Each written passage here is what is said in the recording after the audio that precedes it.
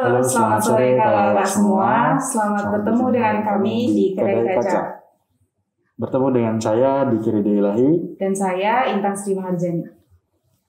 Baik, bagaimana nih kabarnya Kak Intan sekarang? Baik, alhamdulillah Kak Diki. Kalau Kak Diki nih gimana kabarnya? Tentunya alhamdulillah baik Kak Intan. Alhamdulillah. Ngomong-ngomong kita mau ngapain nih Kak Intan di sini? Nah, jadi kebetulan banget nih Kak Diki. Di Kedai Kaca pada kali ini itu kita akan membahas tentang Pramuka Garuda. Pramuka Garuda. Pastinya bakal menarik nih Kak. Kira-kira siapa nih nanti narasumbernya? Ya, pasti sangat menarik karena pas juga gitu ya. Karena narasumber kita ini juga dulu seorang Pramuka Garuda gitu Kak Diki. Nah, kebetulan sudah datang narasumber kita, yaitu selamat datang Kak Mehmet. Gitu. Selamat datang. Assalamualaikum warahmatullahi wabarakatuh. Waalaikumsalam. Bagaimana kabarnya Kak Mehmet sekarang? Alhamdulillah baik. Ya, sekarang posisi masih di tempat kerjaan di sekolah, masih aktivitas. Alhamdulillah kemarin sudah selesai untuk pembagian raportnya, jadi sudah agak free untuk 1-2 minggu ke depan. Selama pandemi ini tetap berjalan ya proses di sekolahan, ujian PPDB dan lain-lain. Iya, jadi tetap selama masa pandemi untuk kegiatan belajar mengajar dilaksanakan hanya dalam bentuk daring. Demikian juga dengan proses latihan pramuka juga di tempat kakak juga kebetulan juga dilaksanakan hanya dalam bentuk daring juga melalui Google Meet dan Zoom. Dan alhamdulillah kemarin proses untuk wisuda tutup tahun purna siswa sudah selesai. Kemudian PPDB untuk tahun pelajaran 2021-2022 juga sudah selesai. Dan tinggal nanti tanggal 12 Juli kita akan masuk tahun pelajaran yang baru. Jadi ini dalam 1-2 minggu masa transisi ke tahun pelajaran yang berikutnya ya. Ngomong-ngomong soal Pramuka Garuda nih Kak, ya. Kan mungkin banyak nih yang belum tahu tentang Pramuka Garuda. Mungkin sebagai yang pernah menjadi Pramuka Garuda, apa sih Pramuka Garuda itu?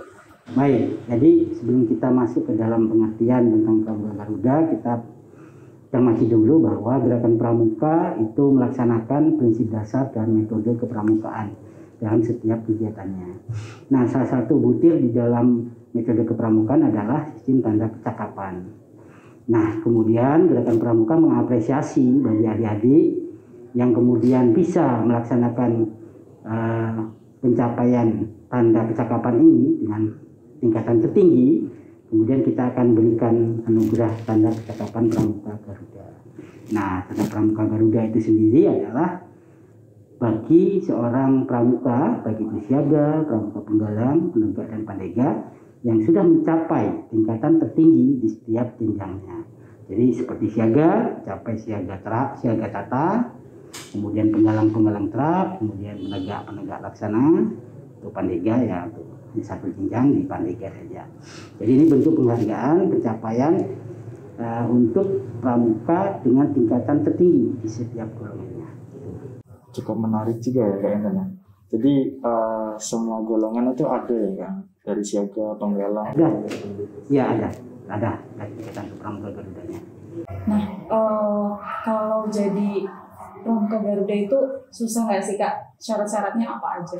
Ya, jadi kalau kita berbicara tentang menjadi Pramuka Garuda itu harus dilihat dari dua sisi. Yang pertama sisi seorang peserta didiknya, yang kedua dari sisi pembina.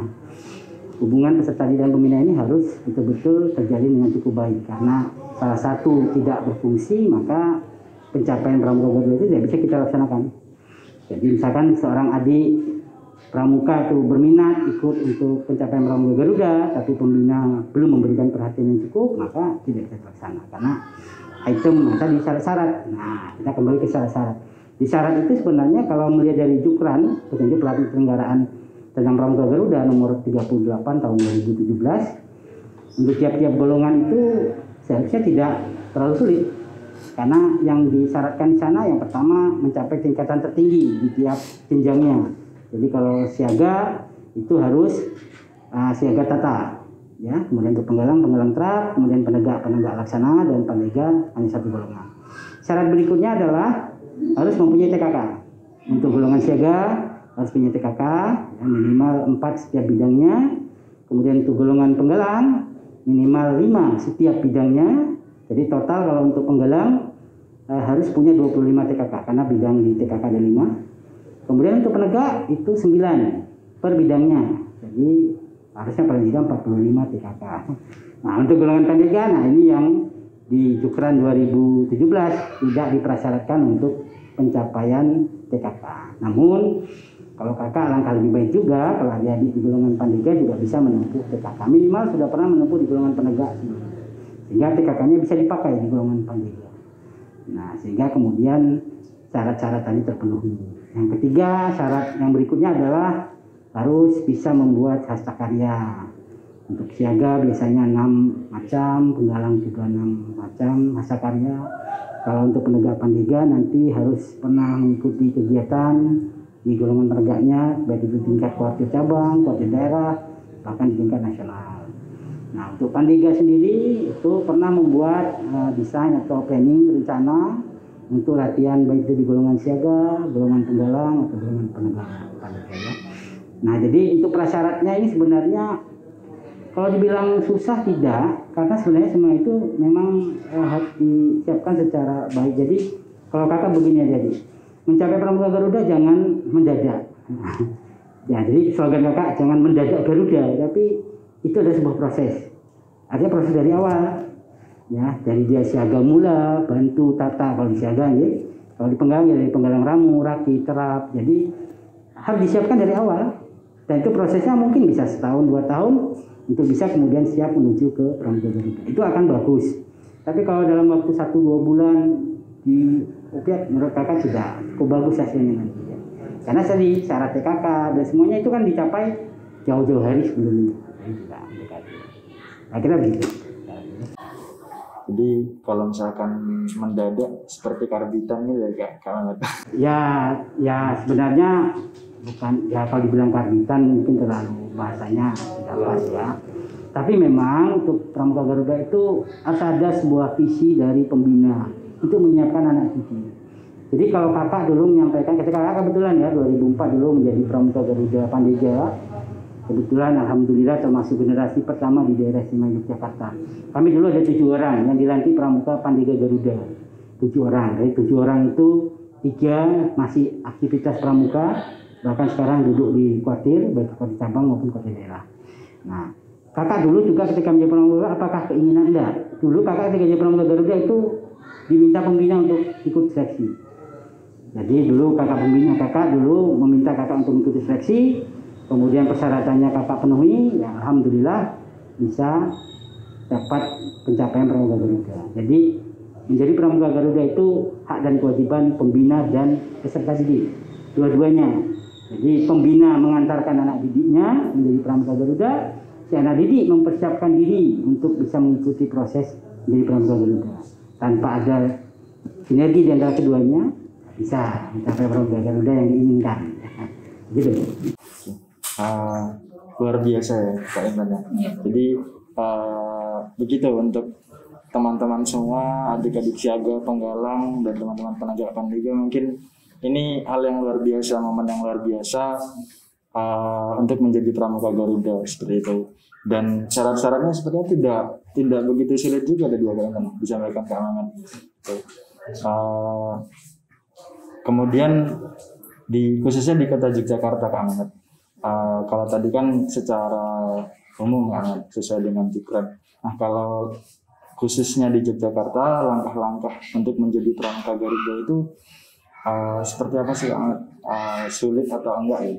Baik, jadi Kuartir Cabang Gerakan Pramuka Kota Yogyakarta dalam program kerja tahun 2021 itu sudah mengagendakan untuk proses pencapaian Pramuka Garuda yang akan kita laksanakan mulai bulan Juni prosesnya sampai Juli dan diakhiri di Agustus saat pengukuhan Pramuka Garuda.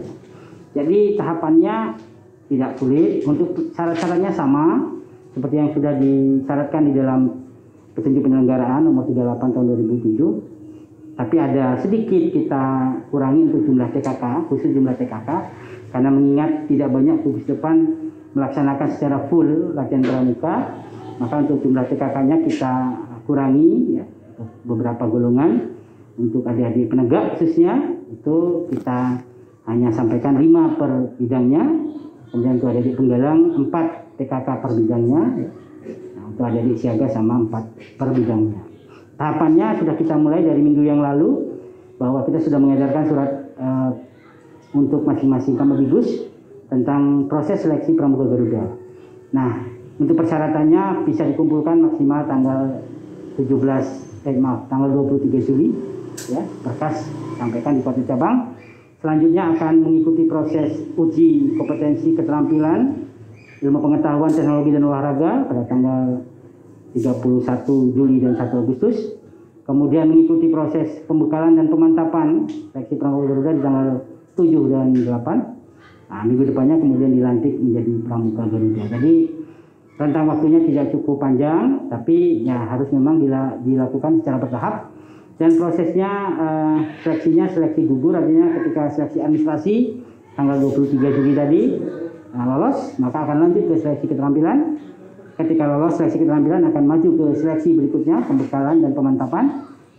Kalau kemudian lolos, baru tanggal 14 Agustus insya Allah akan dilantik menjadi Pramuka Garuda. Mudah-mudahan nanti bisa langsung dikalungkan oleh Kamabikap Kota Yogyakarta, Bapak Wali Kota. Buat teman-teman semua nih yang nonton channel YouTube kita, kan sudah dijelaskan gitu ya sama Kak Mehmet. Syaratnya juga bahkan lebih mudah gitu untuk saat ini, untuk tahun ini gitu kan. Jadi tunggu apa lagi kan buat teman-teman semuanya, jangan lupa buat mengutus teman-teman dari pangkalan-pangkalan yang buat jadi Pramuka Garuda kayak gitu.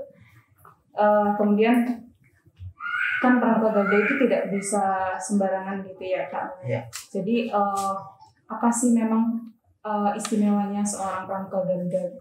Baik. Jadi menjadi Pramuka Garuda kalau dibilang istimewa, iya, karena dia merupakan pencapaian tertinggi dari setiap jenjang di golongannya. Tidak semua adik-adik berkesempatan untuk bisa mencapai tanda itu. Jadi satu kebanggaan bila mana kita bisa mencapainya, apalagi di momen yang tepat, ya, istilahnya katakanlah di setiap jenjang. Bahkan kalau mungkin adik-adik bisa mendapatkan di hampir setiap jenjang, itu jauh lebih bagus. Jadi seperti adik kakak yang di Pangkalan itu sudah pernah meraih yang di Penggalang Garuda, kemudian di penegaknya dia menjadi penegak Garuda lagi. Nah, mungkin insya Allah mungkin tahun depan dia bisa mencapai di Pramuka Pandega Garuda. Nah, kalau bisa mencapai di setiap jenjang itu menjadi kebanggaan luar biasa. Bagi siapa? Satu, bagi tentunya pesertanya. Yang kedua, bagi pembinanya. Karena kalau jujur boleh dikatakan kebanggaan pembina adalah pada keberhasilan peserta didiknya. Jadi ketika adik-adiknya bisa mencapai dengan tingkat jenjang pencapaian kecakapan tertinggi, itulah kebanggaan bagi seorang pembina. Nah, jadi kebanggaannya ada dua, baik bagi peserta didik maupun bagi pembina. Tentu juga bagi keluarga, karena tidak semua anggota keluarga barangkali bisa mencapai standar kecakapan itu. Ya. Nah, tadi momennya bisa disematkan langsung oleh pejabat di tingkat Bupati Wali Kota, luar biasa ya, kita bisa diberikan tanda penghargaan langsung disematkan oleh Bapak Wali Kota. Itu kebanggaan luar biasa bagi kita Pramuka ya, dalam suatu upacara yang fenomenal tentunya nanti akan disematkan sehingga menjadi kenangan luar biasa. Seperti kakak dulu 2004 yang disematkan langsung Pak Wali Kota saat itu, Pak Heri Sugianto. Nah, dan kebanggaan luar biasa yang kedua adalah kami bertujuh adalah cikal bakal pertama Pandega Garuda di daerah Istimewa Yogyakarta, khususnya di kota Yogyakarta. Karena saat itu baru kuasa cabang kota Yogyakarta yang berhasil meraih Pandega Garuda tahun 2004. Keren banget ya, berarti jadi seorang Pramuka Garuda itu dan pasti diistimewakan gitu ya Kak Ahmad ya. Kemudian apa sih mungkin manfaat gitu ya setelah menjadi seorang Pramuka Garuda, mungkin manfaatnya itu apa sih Kak? Iya, menjadi Pramuka Garuda is not the end. Ya, kita premier kita pahami bukan akhir. Jadi justru is beginning. Ya, jadi awal dari apa? Awal dari kita kemudian menjadi teladan. awal kita dari memberikan apa yang kita dapat selama proses kepada adik-adik kita, kepada teman-teman kita. Jadi menjadi pramuka Garuda dalam kehidupan sehari-hari tentu akan menjadi teladan. Karena syaratnya pun di awal sudah disebutkan, harus punya surat keterangan bebas, surat keterangan kelakuan baik mulai dari RT RW, kelakuan baik dari sekolah, kelakuan baik dari gugus depan, kan? Jadi sudah menjadi contoh di 3-4 tersebut. Sehingga kemudian ketika menjadi pramuka Garuda, maka keteladanan dalam keseharian. Kalau kakak sering menganalogikan begini, jangan menjadi pramuka Garuda itu berpikiran bahwa kita menjadi seperti seorang malaikat tanpa cacat, tanpa salah. Bukan. Pramuka Garuda bukan demikian. Pramuka Garuda itu adalah pencapaian tertinggi. Ya, kita manusia tentu kalau salah itu ada. Tapi ketika menjadi seorang pramuka Garuda, maka kita berupaya agar kesalahan-kesalahan yang kita buat itu minimalis, kecil sekali. Karena kita sudah menjadi tauladan bagi teman-teman kita. Sehingga dengan menjadi pramuka Garuda, insya Allah dalam kehidupan sehari-hari kita akan terjaga dari tutur kata, sikap perilaku yang tercela itu terjaga betul. Karena kita adalah pramuka Garuda. Gitu ya. Mungkin itu sih dari sekian pertanyaan dari saya dan Kak Diki. Mungkin itu jadi pertanyaan terakhir juga Kak di sesi kedua. Boleh memberikan sedikit closing statement untuk ya. Jadi menjadi pramuka Garuda itu jangan menjadi hambatan, jangan takut. Ayo berupaya mencapai tanda kecakapan pramuka Garuda. Ya. Beritahu kepada kakak pembina untuk bisa membantu agar proses itu bisa tercapai. Sekali lagi, mari sama-sama menyukseskan program Kartu Cabang Kota Yogyakarta. Silakan adik-adik semuanya bisa mengikuti proses untuk pencapaian pramuka Garuda. Terima kasih. Mantap, luar biasa Kak Ahmad. Berikut tadi kakak semua, semoga obrolan sore hari ini bersama Kak Mehmet dapat bermanfaat untuk kita semua. Dan ayo siapkan administrasi persyaratan pendaftaran pramuka Garudanya. Itu Kak Intan. Baik, terima kasih buat Kak Mehmet dan teman-teman semua yang ada di sana yang sudah menonton di channel YouTube DKC. Jadi semoga kita bisa berjumpa di kesempatan yang lain seperti itu. Sampai jumpa di kegiatan selanjutnya. Tetap semangat dan jangan lupa menjaga protokol kesehatan. Baik, jangan lupa ya teman-teman, jangan kita nanti like, komen, dan subscribe channel YouTube-nya DKC kayak gitu. Dan kami pamit undur diri. Selamat sore dan salam pramuka.